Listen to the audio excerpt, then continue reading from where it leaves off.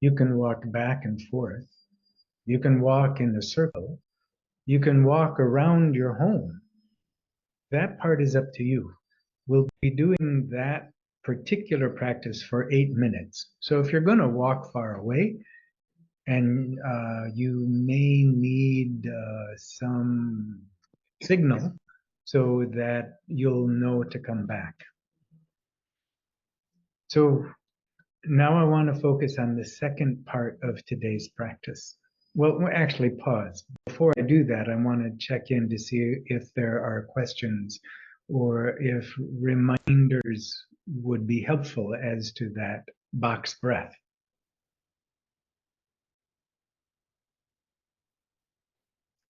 I just have a question as to what is the underlying purpose of doing box breath while walking as compared to sitting? Okay, great question.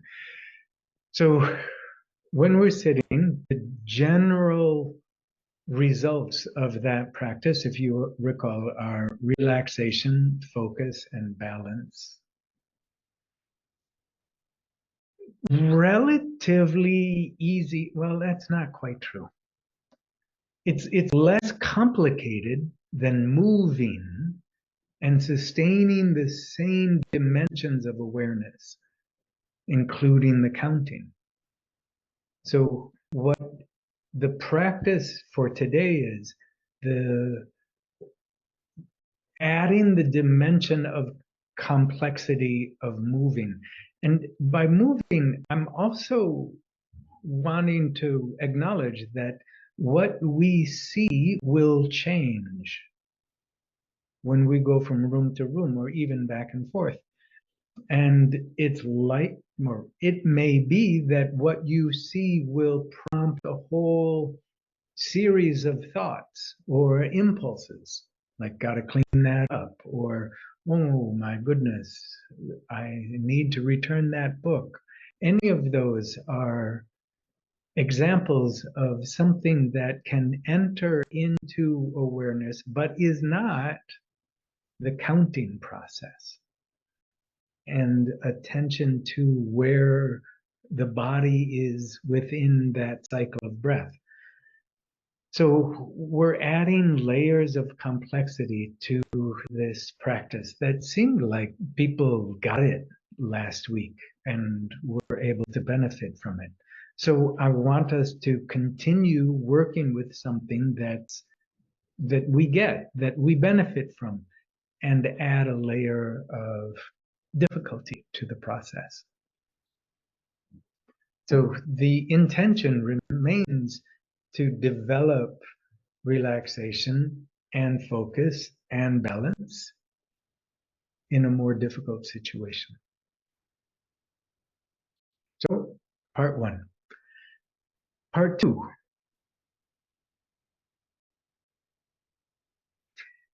In Buddhist circles, there's a type of meditation, a type of meditation called choiceless awareness. Choiceless awareness. Basically, it's allowing anything to come into awareness and noticing what that is, whether it's a thought or an impulse, a sensation or an emotion. Choiceless awareness notices whatever has entered that field of awareness. And it may be really brief, or it may be something that is continuous, like the flow of water in a stream is continuous.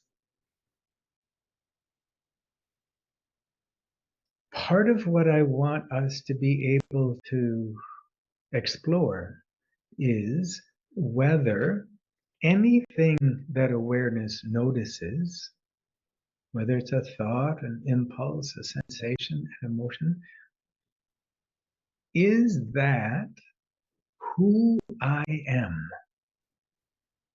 In other words, is there identification with whatever is noticed.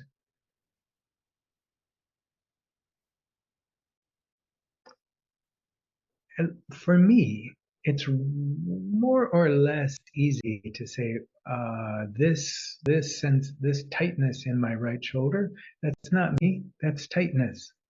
And the right shoulder and this body, that's not me, it's a body. And now a little bit of headache through here. That's not me, that's headache.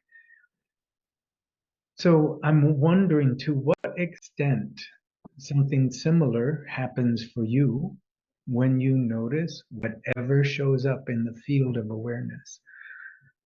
Now, let's say what shows up in your field of awareness is your to-do list.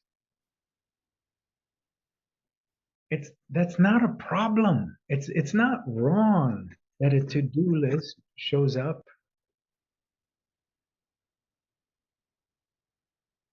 However, the opportunity is to recognize the to-do list and non-identify or disidentify with it.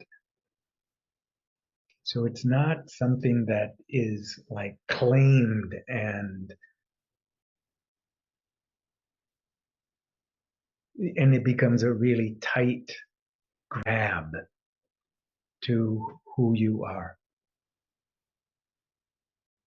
This, what we're talking about, is continuing on the path of liberation.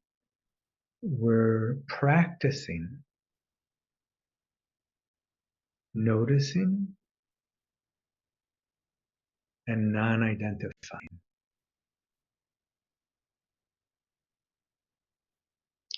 From my perspective, this practice, choiceless awareness, is one of the hardest because it doesn't have something to draw the mind towards, like counting the breath. That makes it harder. When anything that enters the field of awareness is the object of awareness, that's yeah, that's harder. So I'm hoping that the first part of our experience, our meditation experience, is like you get it, it feels good. Something like last week, it seemed like people were saying, yeah, I could stay there, I could do that. And then we'll move into what is, even from my perspective, a more difficult practice. Uh, so for today's practice, this choiceless awareness, I'd like you to label whatever it is that the awareness zooms in on and notices in that particular moment. Like for me right now, it would be sits bones. And for me right now, it would be the sound of the heater. For me right now, it would be seeing the greenery outside. So it's, for me, it's continuously shifting. Okay, is that, do you have questions about what we're doing? Is that a practice that we're going to do after the walking? Yeah. After the walking, we sit Okay. back down and I'll redirect that part of the practice. Okay. Okay. So we're going for 8 minutes each. So would you stand up, please? And give yourself, or look to see where you've got walking space.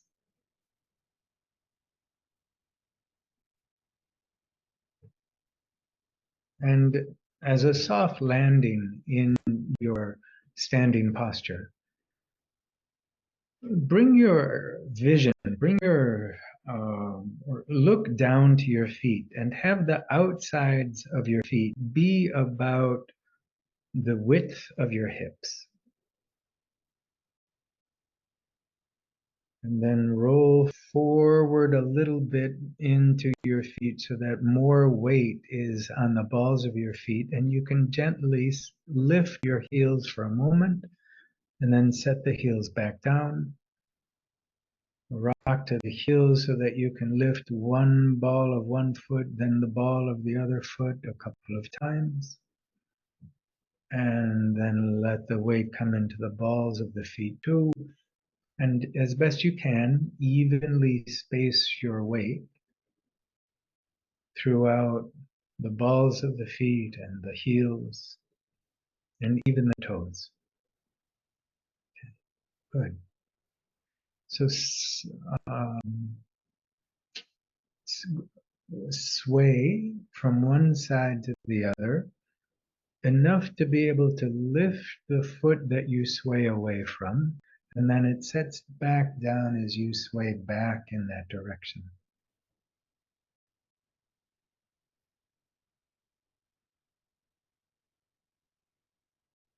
And then let the swaying come to slower, smaller, and stiller until it feels like you're pretty much standing up straight. Check if there are any muscles that are contracted or gripping that maybe don't need to. There are a lot of muscles that are doing the work of helping the body maintain balance and stand up straight. But there's also a lot of bones that are creating the structural support from the inside. And you'll be coordinating the bones and the muscles as you walk. So the breathing practice will be the same. Inhale for 4 breath or counts, but this time each step is a count. Hold the breath for 4 steps. Exhale for 4 steps. Hold the breath out for 4 steps. So begin when you're ready.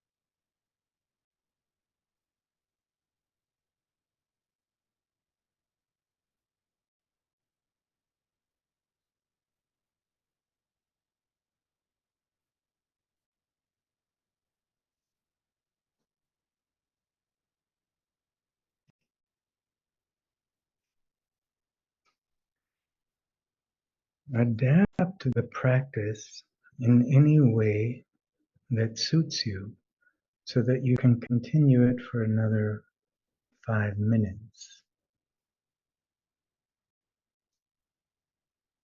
You can shorten the steps and this increase the speed of counting, or you can skip counts.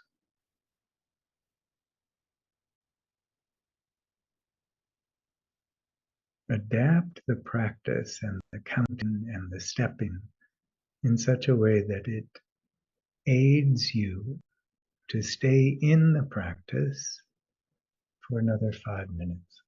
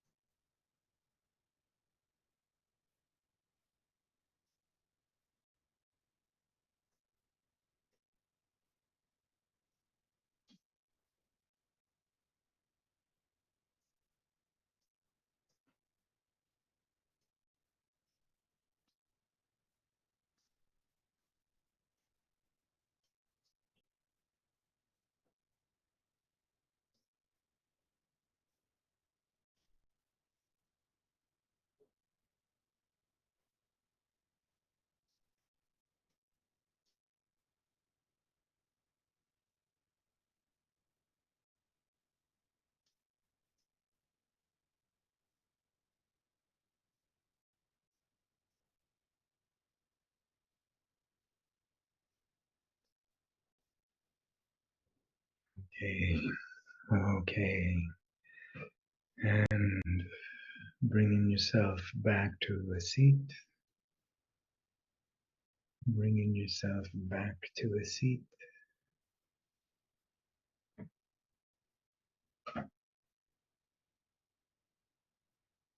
As best you can. Sustain that sense of broad and bright awareness. And notice that sitting down, your body's sensations have already changed a lot from standing. There's a lot of difference going on in your body right now.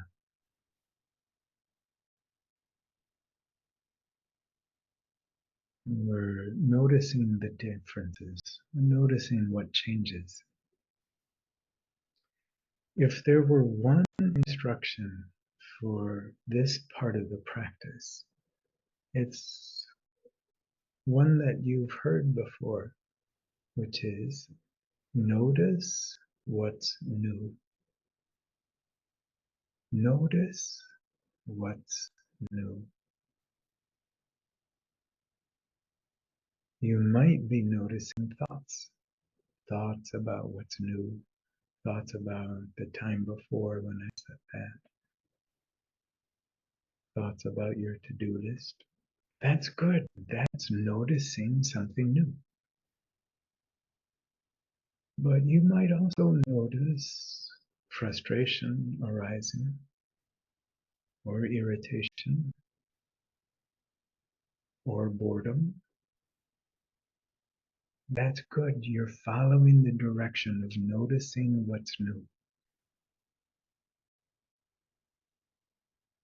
You might also be noticing relaxation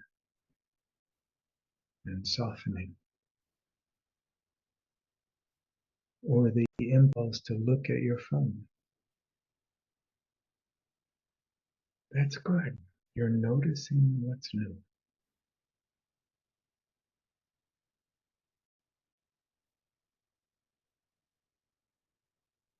Imagine awareness like space.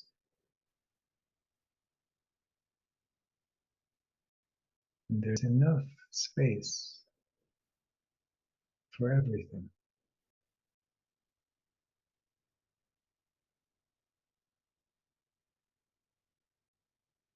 There's enough awareness for whatever shows up.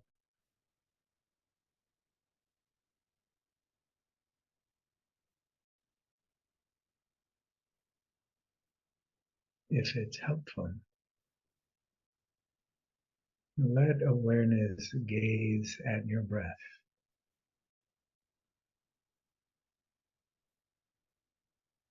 Your breath is continuously changing.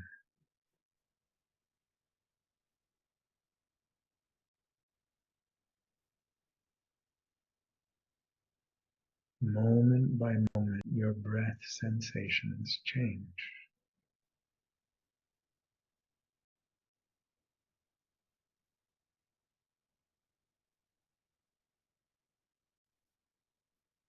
As you work with awareness, this bright, this open, this sensitive, you'll likely notice other things like sounds or fragrances or memories or plans.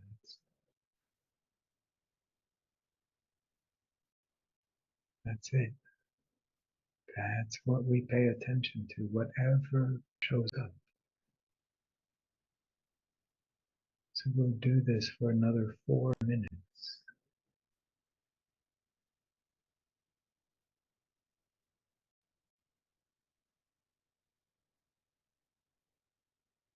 In the last two, I'll give slightly different directions, but you've got what you need for the last four.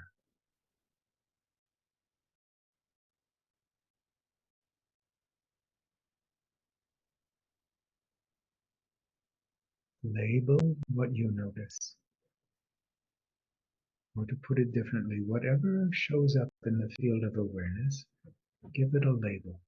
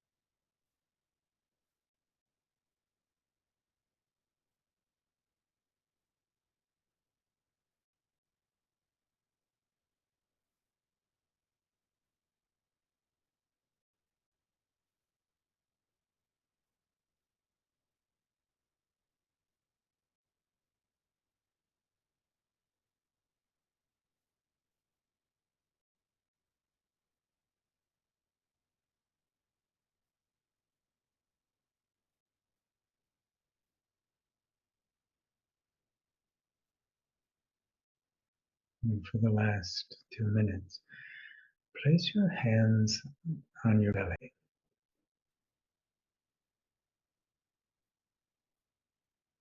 You'll notice that the belly rises as you inhale and falls as you exhale. Use those two labels, rise and fall. Each time the belly is rising and falling.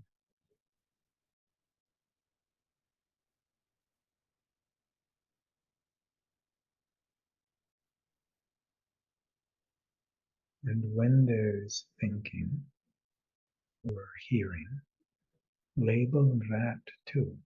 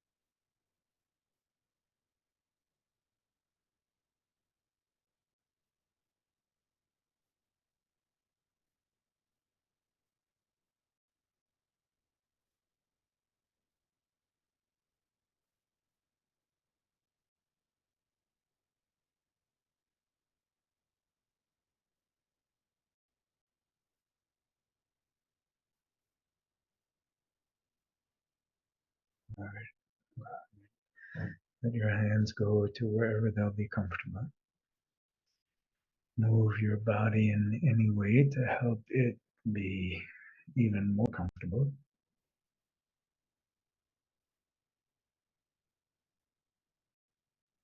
Then, if your eyes have been closed, flutter your eyelids open and reconnect with your location visually, auditorily, and then bring your attention back to the screen. Okay. So the hope is that the kind of focus and relaxation, to whatever extent they were experienced in this practice, that you realize you can carry this into your day-to-day life more and more, whether you're changing diapers or changing light bulbs. And this this kind of attention, it doesn't cost anything extra. It's not like you're adding something to your life. It's not one more thing to do. the awareness is already there. What's happening with this kind of practice is it's becoming brighter and stronger. And I would add more agile, more able to notice the various things that show up in that field of awareness, which means personally, like for what's happening in the mind, there's more and more awareness and less subconscious activity. Because like this activity, that subconscious awareness is going deeper and deeper and deeper. And then this activity that was there before now becomes conscious and now it's seeable. Okay. So those are comments that I wanted to make about this practice. And if I would love to hear you respond to what it was like for you to do these two halves. And Laurel, would you kindly take over?